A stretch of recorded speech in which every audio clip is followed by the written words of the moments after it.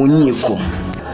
Ntabwo yigeze afunzwa cyangwa ngo agire ibyaha aregwa nka meeting rura zirabira biba mu nzego zibanze kwa kundi umuntu arega undi. Ntabwo uyu nguyu bigeze bimubaho ngo agire ibirego aregwa. Ikindi gitangaje asangira n'ubonetse wese iyo ubashije kumugeraho ku meza, ubwo icyo gihe muhita musangira, waba uri umusazi uba uri umusabirizi uba ukomeye muhita musangira. Ikindi ariko abantu banamunengaho nuko anywa super deep, ashobora kunywa super deep, ashobora guhekenya igisheke, ndetse n'ari mu buhinzi bwe bw'amasaka ariko yatema ashobora kurya bizwi nk'imisigati, ashobora kurya n'utu dukoko baturagura tuzwi nk'inswa. Ibyo bintu byose babimuziho, ariko hari n'abavuga yuko atari byiza. Ashobora no guhekenya urutoryi rubisi, nyakwigendera. Ibyo byose ni ibintu yagendaga yakira mu bijyanye n'imirire yiwe.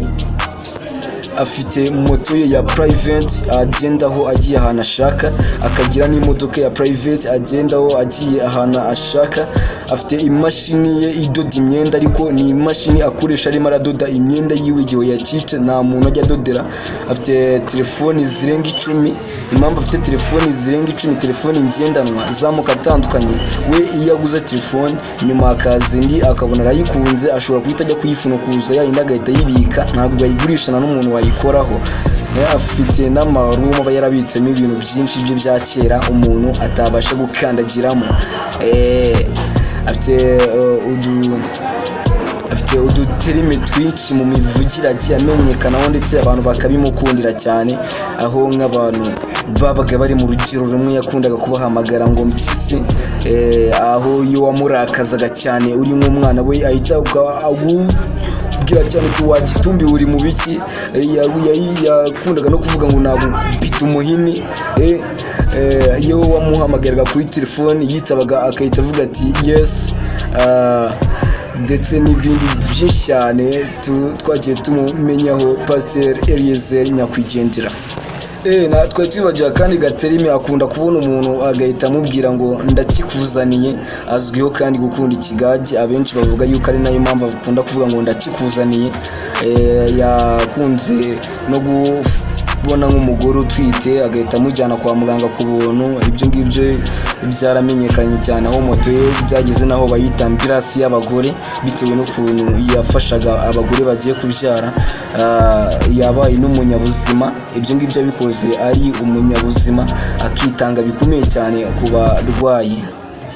Reka tugire ku bijyanye n'impanuro yagendaga ahereza abana be mu bijyanye n'imyitwarire ndetse n'inzira njyabukire. Tukivuga inzira njyabukire, wibuke ko afite n'umwana we w'umukire cyane w'umuherwe, arazwi, ntabwo twamugarukaho. Turi ku mateka ya nyakwigendera pasiteri eriyezeri. Akana ke karamubajije ati papa, njyewe ntabwo nshaka gukomeza kwiga, nshaka kurekeraho kwiga nkajya gucuruza nkazaba umukire nkawe cyangwa nkaba umukire nka mukuru wanjye. Isara agasubiza ati mwana wanjye, nimba ushaka kurekeraho kwiga genda wige primaire yonyine, nuyirangiza urekeraho.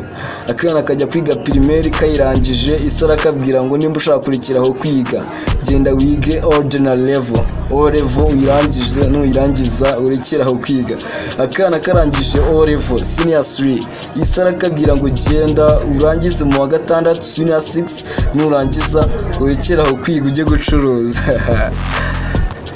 Ise wako kana yakomeza gatanga impanuro mu bana be, aho yavugiye mu migani bijyanye no gutera imbere cyangwa kuva mu bukene ujya mu bukire. Aravuga ati wa mwana we, iyo ubaye nk'igiti giteye hafi y'umugezi cyangwa mu kibaya, ukura ushaka gusumba ibiteye ku musozi, ariko ibiteye ku musozi byanga gukura cyangwa bikanga gukora cyane kubera ko biba bibona bisumba uduti dutoya. Aho yatangaga urugero avuga ngo nimba uri umukire na urekeraho gukora. Abantu babakire bakunda kurekeraho gukora cyane, bakirara bakavuga ngo bagezeyo, ariko abatindi bagakora cyane, abakene bagakora cyane bashaka kuzangana na wa mukire, bikarangira banamurenzeho. Urwo ni rwo rugira atangaga. ndetse akana ke kitwaraga nabi aho yakekaga yuko kanywa n'urumogi. Ako kana aragafata akajyana gusura imfungwa muri gereza.